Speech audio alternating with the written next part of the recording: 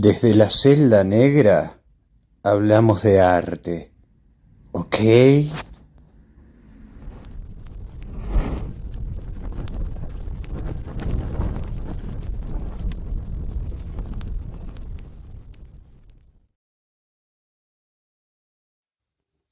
Buenas, buenas, buenas.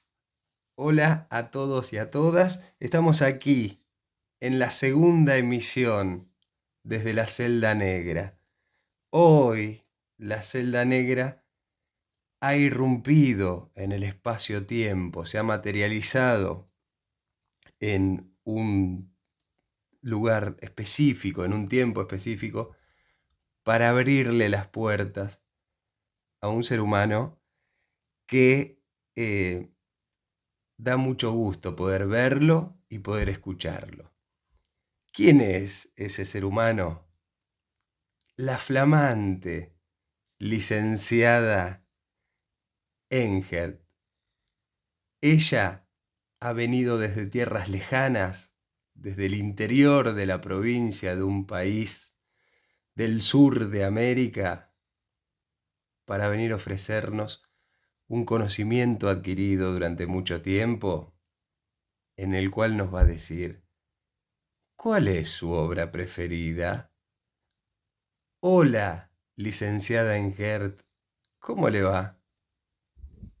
Hola Felipe, gracias por invitarme. Todo un desafío elegir una obra sola para hablar. Me incliné por El éxtasis de Santa Teresa, una obra de Gian Lorenzo Bernini, una escultura, un grupo escultórico en verdad, no es solo una figura. Así que vamos a viajar a Roma, vamos a hablar un poco del barroco. Vamos a ver, es una obra de la que se ha hablado mucho, es una obra muy emblemática de la historia del arte occidental, así que bueno, vamos a hacer un poco de sacrilegio. Ya para empezar, me encanta que sea una obra escultórica. Uno, cuando pensó esto, este podcast, estos encuentros y charlas, se imaginaba más bien música, películas, pintura. Me pone muy feliz que una obra escultórica nos venga a visitar. Y por otro lado, me pone muy contento que hayas elegido a ese autor, porque me gusta mucho pronunciar Gian Lorenzo Bernini. Así que, ¿por qué elegiste esa obra? ¿O por qué, perdón que la tutee, ¿por qué eligió esa obra, licenciada? No hay problema con la cuestión de tutear. Bernini es un escultor apasionante, además era arquitecto, no es de los artistas italianos más populares, como los del Renacimiento, como por ejemplo Miguel Ángel, Leonardo da Vinci. Así que me parece interesante revalorizarlo, llevarlo a formatos más populares como los de un podcast, por ejemplo. Y bueno, puntualmente selecciono esta obra desde un lugar un poco de espectadora. Hace poquito tuve la posibilidad de conocer Roma y de todo el repertorio visual súper abundante que hay allá. El éxtasis de Santa Teresa es una obra muy particular. Se encuentra, primero, que se puede visitar de manera gratuita. Así que para turistas a los que no nos favorece el cambio, Ya es mucho eso, poder es un visitarla de manera montón. gratuita. Pero, claro, yo no aclaré en esto de la licenciatura. Claro, vos sos licenciada en Historia del Arte, por lo Exacto. cual me imagino que esta obra la habrás estudiado de más chica, la habrás leído en libros, la habrás visto en fotografías, y resulta que hace menos de un mes tuviste la dicha de poder verla in situ allá en Roma, ahí se ubica, ¿no? El Exactamente. éxtasis de Santa Exactamente. Teresa. Sí, en cuanto a los datos turísticos, está bueno decir que está a solo 15 minutos caminando desde la Fontana di Trevi, insistimos que es gratis, y se encuentra en la Basílica Santa María de la Vitoria, que es un edificio pequeño en relación a los otros edificios súper gigantes y ostentosos que hay en esa ciudad. Em, y es una obra que fue concebida durante el papado de Inocencio X. Pensemos, hay un historiador del arte que se llama Spiro Kostov, que habla de los papas como planificadores de las ciudades y como grandes impulsores del arte, ¿no? En el contexto del barroco estamos situados en el siglo XVII. Entonces, en este momento donde... Perdón, estas Sí. son algunas de las cosas que le tenemos que agradecer a la Iglesia Católica, ¿no? Tantas cosas que reprocharle, algunas se le pueden agradecer. Por ejemplo, que hayan inundado de estas obras eh, y de estas iglesias, de estas arquitecturas, estas ciudades tan lindas de ser visitadas. Tal cual, los papas un poco decidían quiénes eran las personas que le daban imagen a estas épocas. Este papa en particular no era precisamente amigo de Gian Lorenzo Bernini, él tenía mucha más afinidad con el papa previo, que se llamaba Urbano VIII. Entonces, un tal Cornaro, un cardenal, aprovecha este momento de Bernini, que ya había estado en su esplendor produciendo obra, que está un poco más tirado porque no lo beneficia el papa de turno, y lo convoca para construir una capilla en esta basílica que contábamos, que va a ser el lugar donde descansan los restos de su familia. Pensemos que las personas de influencia vinculadas a las élites religiosas utilizaban estos privilegios económicos para de alguna manera enlazarse con la divinidad, ¿no? Que tus restos descansen en una iglesia te vinculan un poco a, no sé, a Dios, a estar más cerca del cielo, Estar ¿no? más cerca, claro, sí. En ese lugar pocos podían tener ese espacio. Bueno, y los que Exacto. lo podían tener querían hacerlo valer. Exacto, pasás a la posteridad como una persona trascendental, vinculada con lo divino. Pero volviendo a tu pregunta sobre la selección de la obra, de por qué hablar de una obra y elegir esta, yo decía que fue desde un lugar de espectadora, y hay algo que algunos llaman síndrome de Stendhal, que es lo que te sucede cuando ves una obra que tal vez conoces o que tal vez no conoces, pero su belleza te despierta una emoción bastante desmesurada. Y un poco fue lo que experimenté yo. Cuando tuve la posibilidad de estar enfrente al éxtasis, también conocida como la transverberación de Santa Teresa, la verdad que me sentí un poco conmovida, casi al punto de experimentar algo similar a lo que C. Tangana canta en la canción que hace con Nati Peluso, ¿no? Que dice, yo era ateo, pero ahora creo.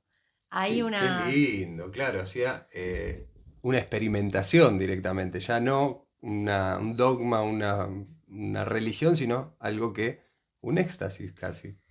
No sé si tanto, pero sí hay una emoción bastante profunda. Pensemos que eso se experimenta en el presente, o por lo menos fue mi experiencia personal, pero en el siglo XVII las imágenes no abundaban. Entonces tenían un poder pedagógico y persuasivo muy importante. Pensemos que el barroco es el arte de la contrarreforma. Después de que la iglesia se bifurca y aparece como la rama protestante, el barroco es un arte de persuasión, caracterizado por la teatralidad. Hay mucho de todo en el barroco, ¿no? Hay representación del espacio infinito, mucha referencia a lo religioso.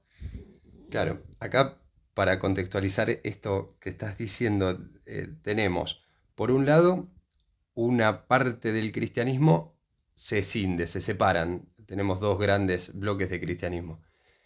Eh, por otro lado, la mayoría del pueblo analfabeto en ese momento, Exacto. ¿no? Entonces, ¿cómo podemos retener a esos fieles que se nos están yendo hacia la decisión del cristianismo, hacia la otra parte del cristianismo, ¿no? Entonces los católicos ahí inventando y creando toda forma de lenguaje visual, porque escrito no tenía posibilidad de llegar al pueblo. Exacto. Lo visual sí. Exacto. Sí, en cuanto a lo macro, el barroco tiene que ver con la persuasión hacia lo religioso, y en cuanto a lo micro, bueno, es la capilla Cornaro de esta familia de este cardenal y la posibilidad de vincularse a lo celestial. Pero tratando de redondear la pregunta sobre la selección o la respuesta, yo en realidad siendo como más fiel a mis intereses, posiblemente hubiera elegido una obra de arte contemporáneo, que es lo que me interpela más desde un lugar profesional, pero también de los gustos, que tenga más que ver con Latinoamérica, preferentemente cuya artista sea una mujer, ¿no? Como derribando un poco los mitos del artista hombre, heterosexual, europeo, masculino, blanco, etc.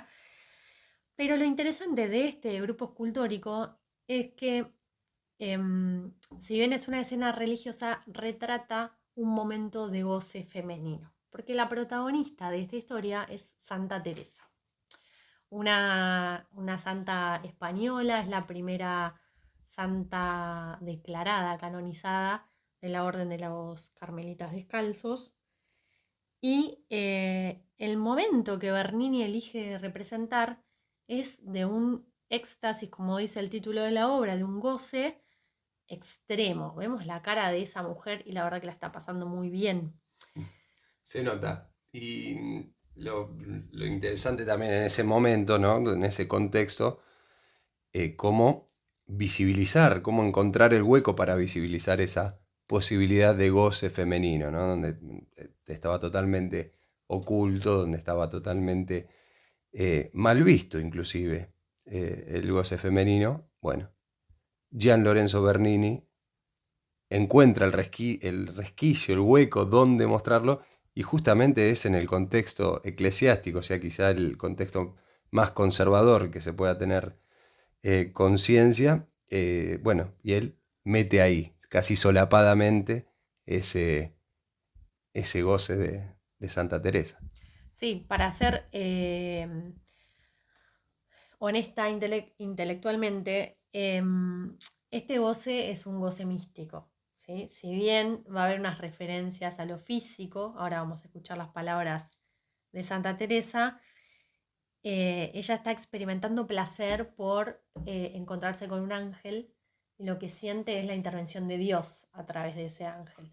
Pero si observamos el rostro, los gestos que ya Lorenzo decide representar, que dicho sea de paso, es una representación más juvenil. Se cree que a los momentos en que Santa Teresa tenía esas visiones místicas era un poco más grande y la mujer que vemos representada es una joven que, bueno, está gozando, porque este grupo escultórico, que es de mármol hecho en un solo bloque, representa a Santa Teresa en éxtasis, al ángel que está clavando su flecha. Ella dice que es una saeta ardiente que está inundada por el amor de Dios y que le atraviesa el corazón.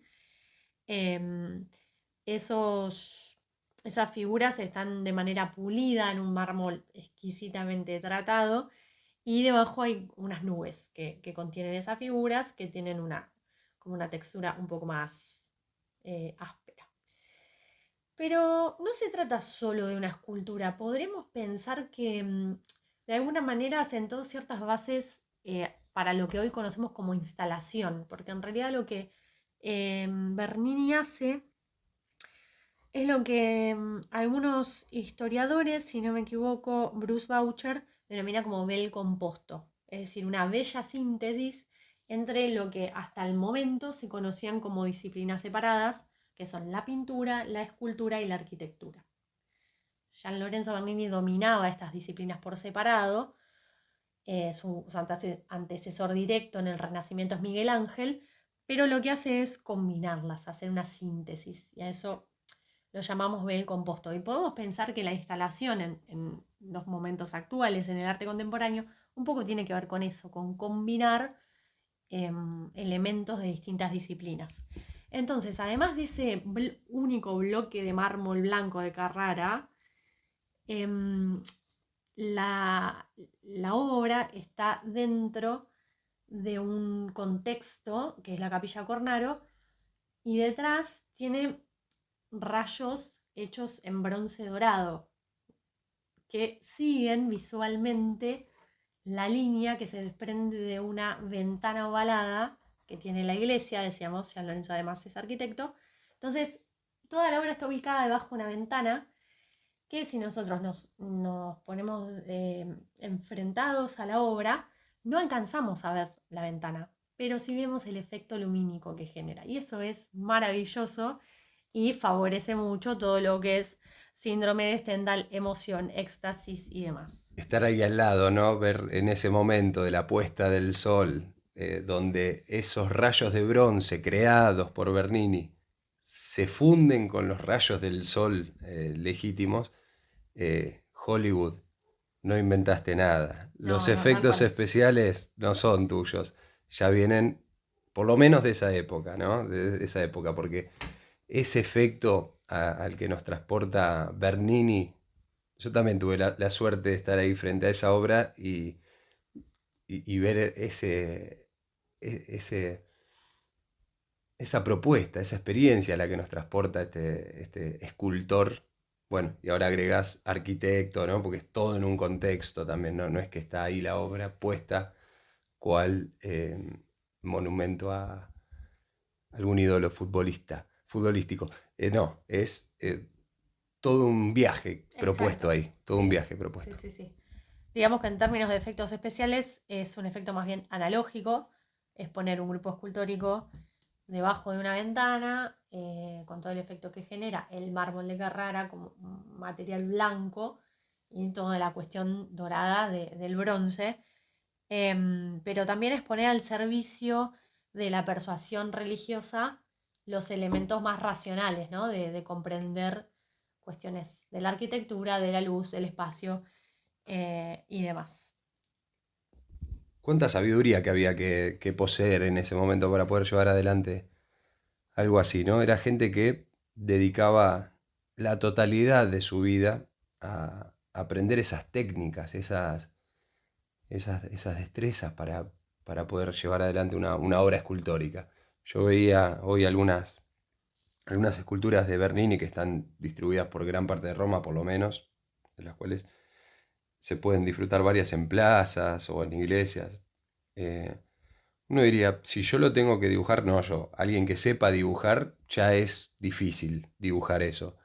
Ahora, llevarlo a la piedra, al mármol y hacer ese nivel de detalles donde se vean las venas, donde se vean los huesos debajo de la piel, eh, me parece que, claro, hay que dedicar una vida a eso. No se podría hacer algo, bueno, lo hago y después me dedico mañana a otra cosa, o me voy a chatear un ratito, o me voy a ver una película. No, había que, eso era lo que tenía esa época, ¿no? O sea, había que dedicarse exclusivamente porque no había otra cosa para hacer, básicamente. O tenías que salir a trabajar, ser campesino, ser rey o tener esa posibilidad de dedicarte al arte. Sí, ahí estás tocando un punto muy interesante que tiene que ver con el mito del artista genio, ¿no? Si artista se hace o se nace. Es interesante considerar que Gian Lorenzo Bernini era hijo de un artista, que era Pietro Bernini, que había participado en la producción de algunas obras de la iglesia Santa María Maggiore, también en Roma. Es una familia que es oriunda de Nápoles, pero se trasladan a Roma porque justamente el padre de Gian Lorenzo estaba trabajando en esta construcción. Entonces ya hay un contexto que facilita un vínculo con el arte y un contacto con la disciplina desde muy temprana edad.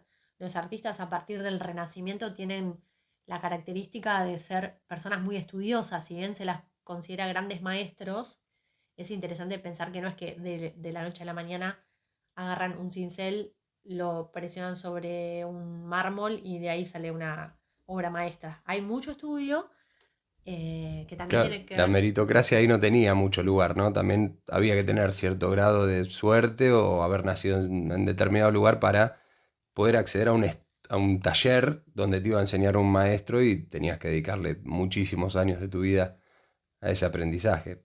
No era una cuestión de genialidad nada más o no sé. Claro, si bien vamos a admitir que había un virtuosismo técnico muy extraordinario, también tenía que ver con un contexto, con adquirir saberes desde muy temprana edad, como decíamos, con estudios de la anatomía y de múltiples disciplinas que confluían en que una persona que fuera al mismo tiempo escultor, arquitecto, ¿no? No es algo espontáneo para nada. También con condiciones materiales. Esta obra se cree que costó más de 12.000 escudos, que era la moneda que en ese momento regía en Roma. Entonces estamos hablando también de una abundancia económica y de todo el tiempo del mundo. No sé si todo el tiempo del mundo, la obra en realidad demoró en construirse entre 1647 y 1652, pero bueno, un tiempo, un dinero dedicados a esa producción. Entonces es interesante también considerar ese aspecto.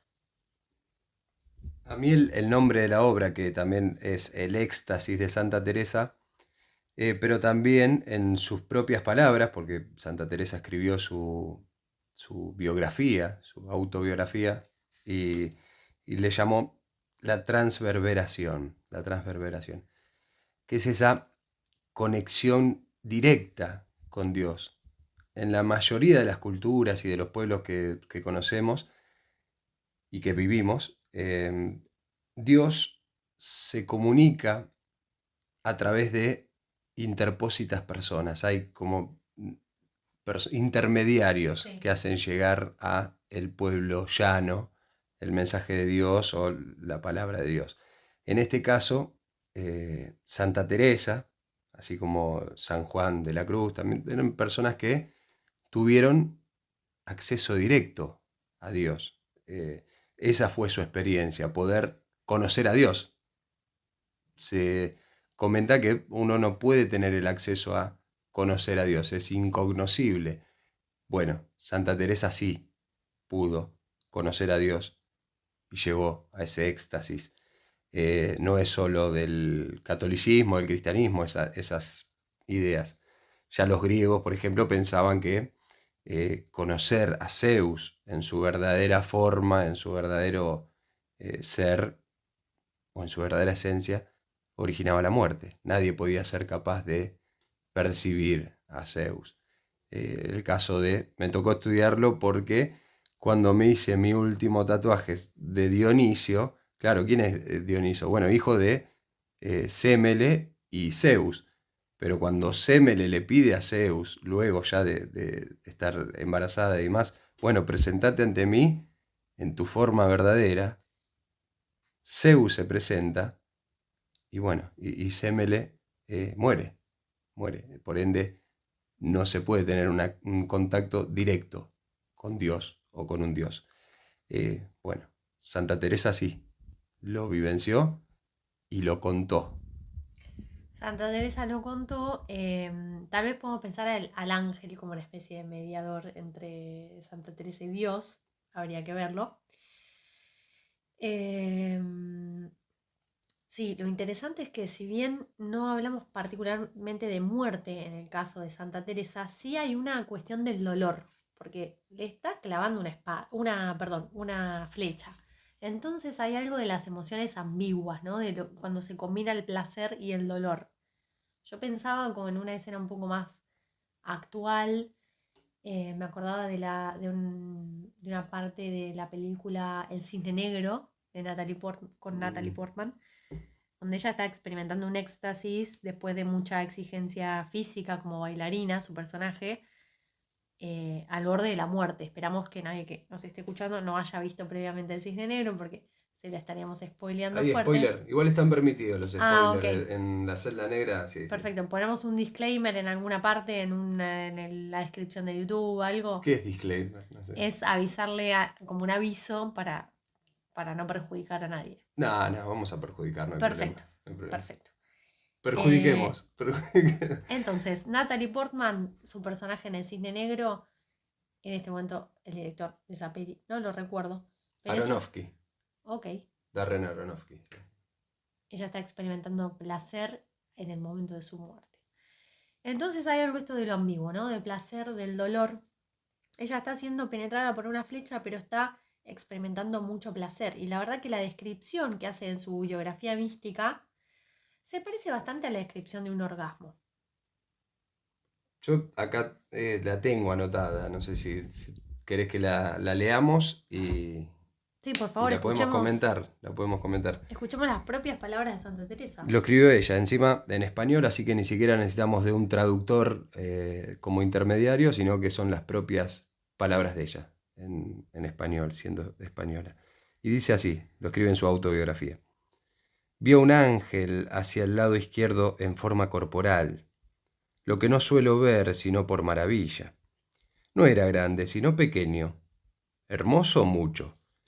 El rostro, tan encendido que parecía de los ángeles muy subidos, que parecen todos se abrazan. Deben ser los que llaman querubines. Víale en las manos un dardo de oro largo, y al fin del hierro me parecía tener un poco de fuego.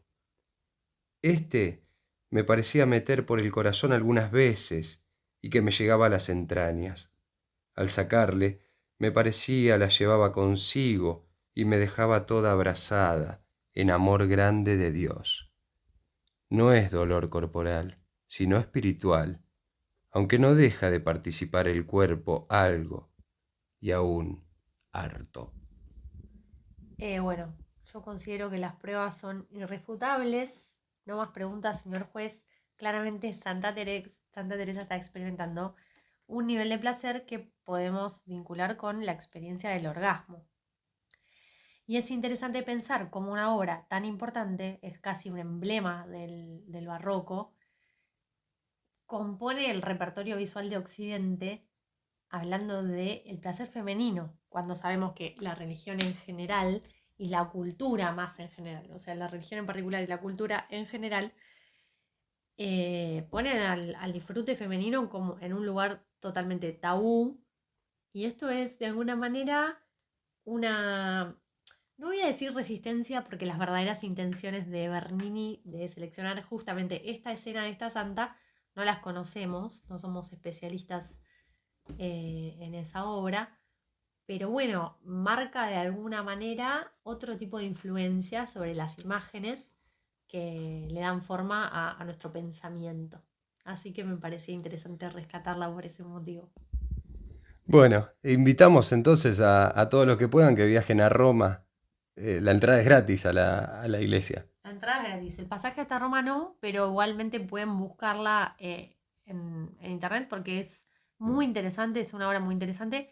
Y realmente el rostro que tiene Santa Teresa en las manos de Bernini materializado en el mármol es de un placer infinito. Así que quedan invitadísimes. Gracias, licenciada. Gracias a usted. Vayan a ver esa obra que se la recomienda la licenciada desde la celda negra. Hasta la próxima emisión. Has pasado la emisión número 2 de nuestros encuentros. Nos vemos. ¿Quién será el próximo invitado? ¿Quién será el próximo artista? La próxima artista que nos venga a visitar a la celda negra. Lo sabremos pronto. Chao, viejo.